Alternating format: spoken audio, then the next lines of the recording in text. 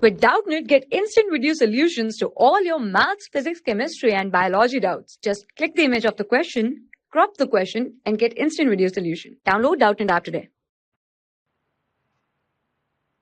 Hello everyone. A ball having velocity v towards the right and having angular velocity clockwise approaches the wall.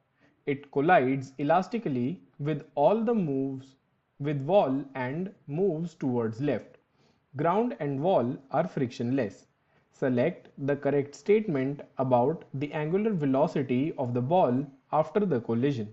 So the question is asking us to calculate the correct statement about the angular velocity of the ball after the collision.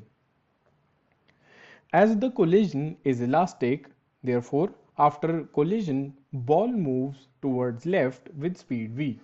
As walls and ground are smooth, therefore no tangential torque is experienced by the ball. Only the normal forces are acting on the ball and they pass through the center of the ball, therefore their torques are zero about the center of the ball. And since we know that tau is equals to I alpha, and as we have proved that tangential torque is 0, therefore this will imply that alpha is equals to 0.